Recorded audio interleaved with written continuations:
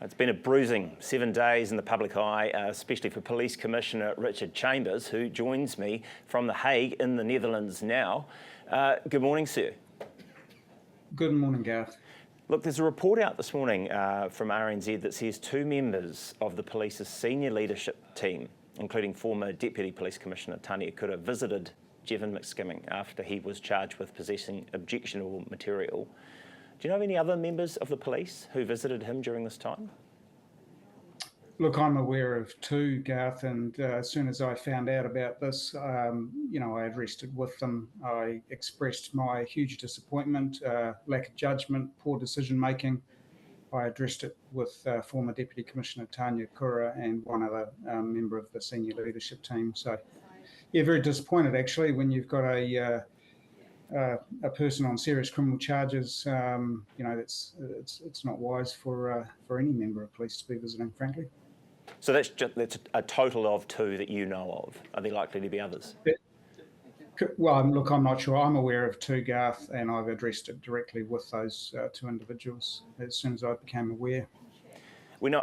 You've mentioned you expressed your disappointment to Kura. Was there any legitimate reason for her to be visiting McSkimming?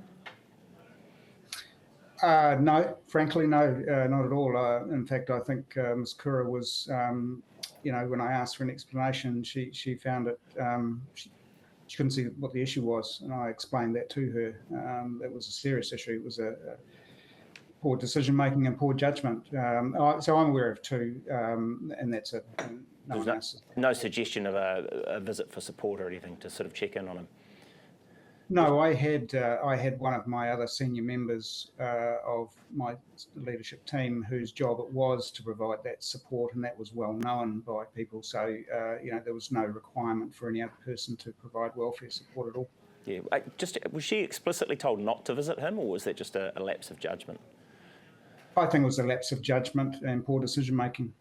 Okay, I guess does that about sum up any of the cultural issues that are lingering around Police National Headquarters right now? Have you got anything else you need to be addressing? Well, Garth, I think as the IPCA report says, a situation of a small number of former senior leaders who, from my perspective, I've used the words cover up, I've used the words groupthink, and I firmly believe, that's what we're dealing with. And my job with the new leadership team is to move forward. We've got a big job to do for our country, and I'm looking forward to moving forward with my leadership team. My job and my leadership team, our job is to support the men and women of New Zealand Police who do an incredible job, and I don't want this to detract from what they do for our country. Is this an Interpol conference or something that you're attending in the Netherlands at the moment? Is that giving you a chance to sort of compare notes with other senior leaders in police in other countries? Yeah, absolutely, Garth.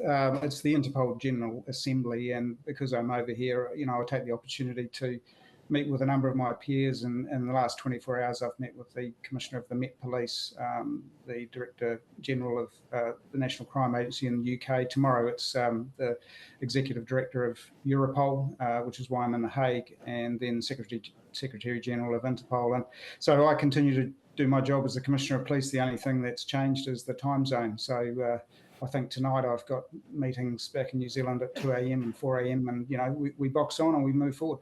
The Met must be an interesting chat because they've obviously got their own scandal, the Metropolitan Police in London, dealing with sort of shutting down a number of questionable practices at one of their branches that was exposed in a Panorama documentary. Allegations of sort of use of force and racism and misogyny and so on.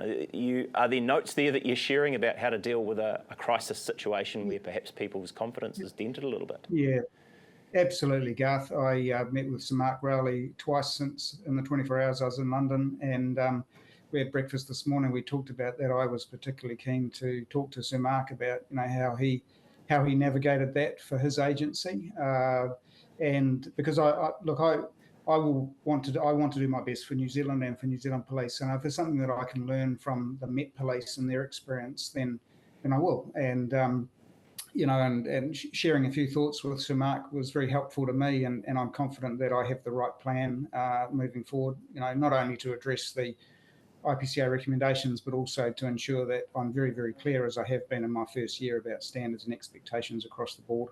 You have been. Have you had time for a swim while you were there? No, Garth, I haven't, and it's very cold actually, a little like it was back in New Zealand. That doesn't put you off, I hear. Well, no, that's right, and look, that's my fault. As soon as I honestly thought that the warning had lifted, I got it wrong. It was a very brief dip at Oriental Bay early one morning in the middle of winter with the FBI director, and as soon as I realised, in fact, it hadn't lifted, the warning hadn't lifted, I apologised to the Minister of Police, who's also the Minister of Emergency Management. Quite. Was it your idea, or was it Kash Patel's idea to take a swim? Well, I think between Kash Patel and myself, there's a bit of, competitive tension, shall we say. So we had a fairly quick run around the waterfront, and I think he got pretty hot in doing that. And I think between us, we agreed that would be a good idea. But the US and New Zealand racing around the waterfront on foot was a bit of fun. And look, it's my fault. I've got to own the fact that that very, very brief dip in the water. And I regret doing that. I wouldn't normally do that when there's an advisory out, obviously.